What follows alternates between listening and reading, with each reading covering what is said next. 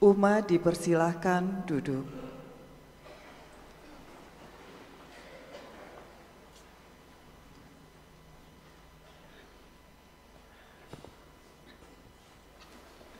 Inilah kisah sengsara Tuhan kita Yesus Kristus menurut Markus.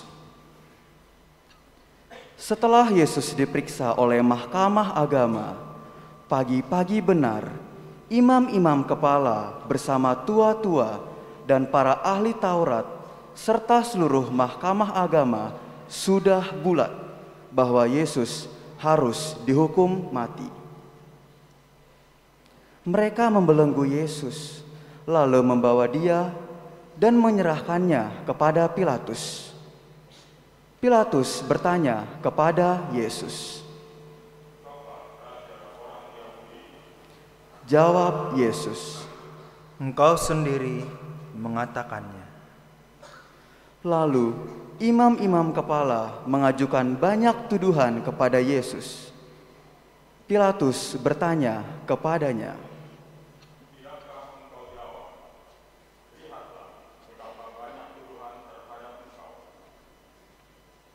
tetapi Yesus sama sekali tidak menjawab, sehingga Pilatus merasa heran. Telah menjadi kebiasaan untuk membebaskan satu orang hukuman pada tiap-tiap hari raya menurut permintaan orang banyak. Pada waktu itu, ada seorang yang bernama Barabas yang sedang dipenjarakan bersama beberapa orang pemberontak lainnya. Mereka telah melakukan pembunuhan dalam suatu pemberontakan. Maka datanglah orang banyak dan meminta supaya kebiasaan itu diikuti juga. Pilatus memang menjawab mereka dan bertanya,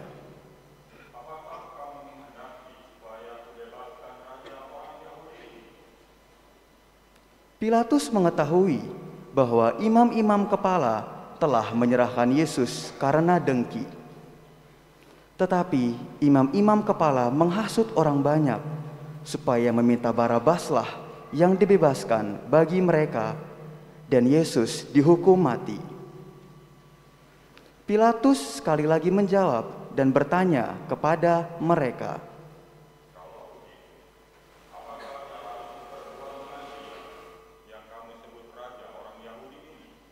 mereka berteriak, Salibkanlah Dia.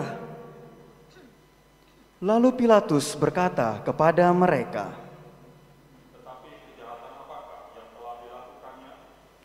namun mereka makin keras berteriak, salibkanlah Dia.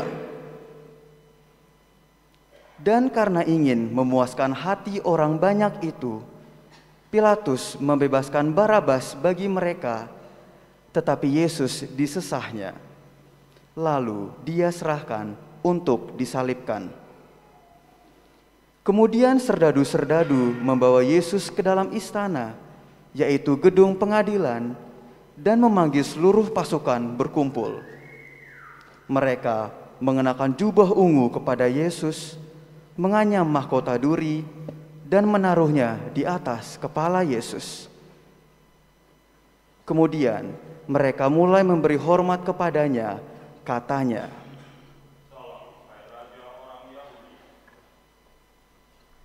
mereka memukul kepala Yesus dengan buluh, meludahinya, dan berlutut menyembahnya. Sesudah mengolok-olokkan Dia, mereka menagalkan jubah ungu itu daripadanya dan mengenakan pakaian Yesus sendiri. Kemudian Yesus dibawa keluar untuk disalibkan. Pada waktu itu, lewatlah seorang yang bernama Simon orang Kirene, ayah Alexander dan Rufus, yang baru datang dari luar kota. Dan orang itu mereka paksa untuk memikul salib Yesus.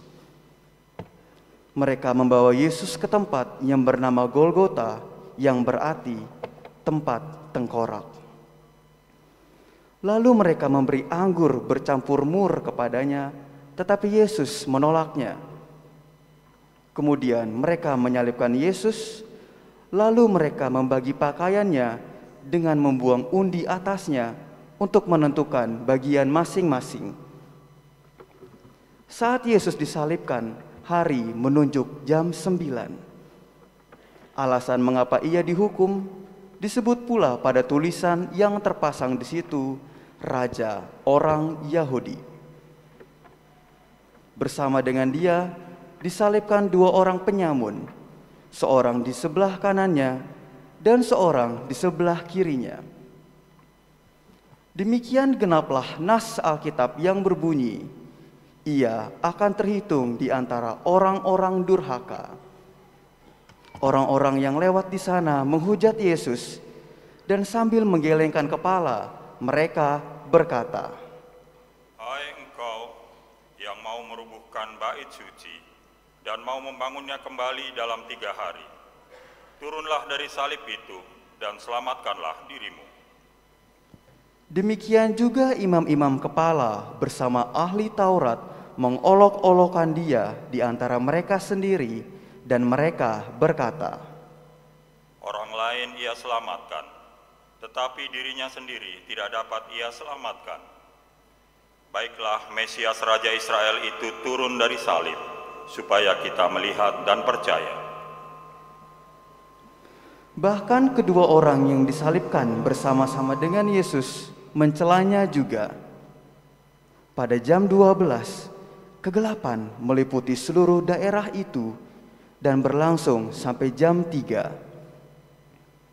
Dan pada jam 3 berserulah Yesus dengan suara nyaring, Eloi, Eloi, lama sabaktan, yang berarti, Allahku, Allahku, mengapa engkau meninggalkan aku? Mendengar itu, beberapa orang yang berdiri di situ berkata, "Lihat, ia memanggil Elia." Maka datanglah seorang dengan bunga karang, mencelupkannya ke dalam anggur asam, lalu mencucukkannya pada sebatang buluh dan memberi Yesus minum, serta berkata, Baiklah kita tunggu dan melihat apakah Elia datang untuk menurunkan dia. Lalu berserulah Yesus dengan suara nyaring dan menyerahkan nyawanya.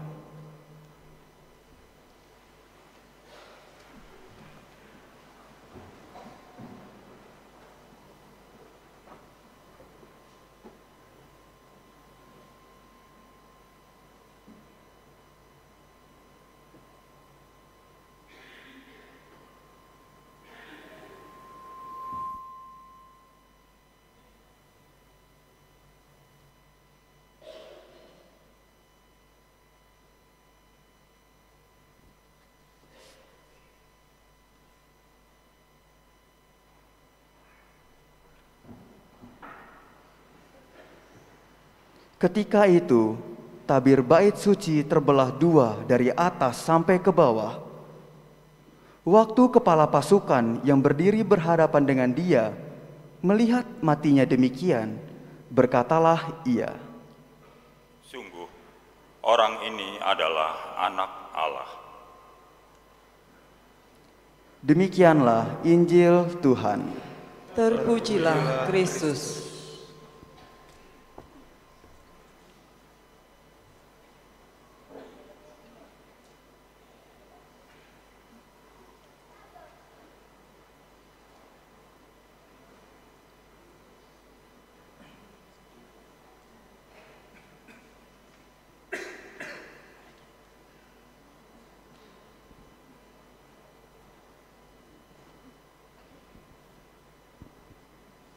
Saudari-saudara yang terkasih, kalau kita merenungkan bersama-sama pada hari ini Minggu Palma, ya. Kalau kita semua pegang palma, ini dahannya saya yakin semuanya seperti ini. Kalau dari bawah, kita lihat dari bawah, walaupun sekarang banyak kreasinya ya dibuat begini-begini, tapi aslinya kan begini. Kalau kita lihat dari bawah, dia ini bercabang kanan dan kiri. Coba lihat di paling ujung, paling atas. Apa yang terjadi? Dia biasanya menjadi satu. Benar atau enggak? Ya, ada yang nggak punya palma nanti ambil nih banyak. Ya. Di atas biasanya itu menjadi satu, di paling ujung, di pucuk di sini. Ya. Ini yang tadinya dua, kanan kiri kanan kiri kanan kiri, lalu paling atas ini menjadi satu. Artinya apa, saudari-saudara? Kita kadangkala seperti orang-orang Yahudi juga, seperti orang-orang bangsa yang mempersalahkan Yesus. Karena apa? Kadangkala kita ini memuliakan Tuhan. Yerusalem, Yerusalem, lihatlah rajamu. Tetapi kadangkala juga dan seringkali kita itu menyalibkan Tuhan dengan berseru apa? Salibkan dia, salibkan dia. Maka buat kita hari ini, kita mau senantiasa melihat bahwa kadangkala kita mendua hati juga. Karena itu yang gak enak sebenarnya, mendua hati itu gak enak. Atau kalau bahasa mudahnya adalah bagaimana kadangkala kita diuji soal kesetiaan. Kalau dalam bacaan kedua dikatakan Yesus taat sampai mati. Kalau taat itu dia harus mau gak mau. Tetapi bahasa yang lebih sederhana mungkin saya kira kesetiaan. Bagaimana kita ditawarkan untuk berlaku setia. Setia enggak? Yang paling gampang adalah kesetiaan misalkan terhadap janji perkawinan.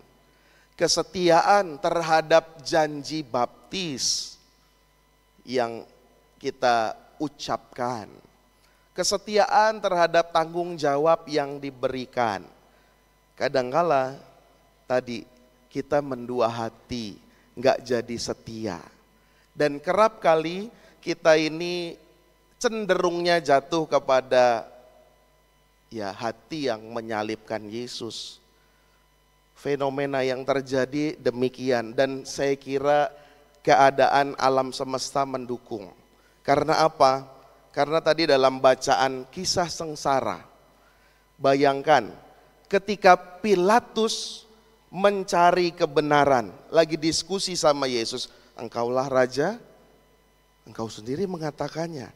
Lalu kalau begitu apa yang harus kuperbuat kepada dia? Ketika Pilatus mencari kebenaran, suaranya enggak kedengeran, iya enggak? Tadi ketika Pilatus mencari kebenaran, suaranya enggak kedengeran karena mic-nya enggak nyala. Tapi ketika salibkan dia, mic-nya kedengeran tuh tadi. Iya, salibkan dia, bahkan 2 orang tadi. Itu ya mau menggambarkan bahwa kadangkala ya kita juga ketika mencari kebenaran itu agak-agak samar. Kita itu juga mungkin enggak didengarkan orang, enggak kuat. Tetapi ketika kita berdosa, ketika kita menyalibkan dia, semangat. Dan kadangkala bunyinya lebih keras. Saudari-saudara, saya kira ini yang menjadi penghantar kita memasuki pekan suci. Bagaimana kita mau menunjukkan kesetiaan kita juga kepada Yesus, tidak mendua hati. Bagaimana kita merenungkan misteri Paskah ini, dimulai kesetiaan, kesetiaan, dan kesetiaan. Karena itu sekarang mungkin buat saya ya menjadi barang yang mahal itu, ya soal kesetiaan. Karena pilihannya makin banyak, godaannya makin gede, aksesnya juga semakin mudah untuk membuat orang jatuh kepada kemenduaan hati. Kita mau ikut di pekan ini bersama Yesus yang masuk kota Yerusalem bukan untuk menyatakan kuasanya yang mengalahkan penjajahan, tapi untuk menyatakan kemuliaannya melalui jalan salib.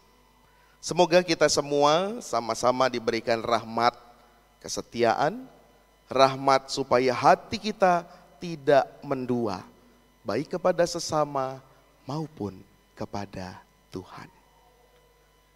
Kita bersyukur atas itu, dan sekarang kita mari tanggapi sabda Tuhan, firman Tuhan ini dengan memperbaharui iman kepercayaan kita.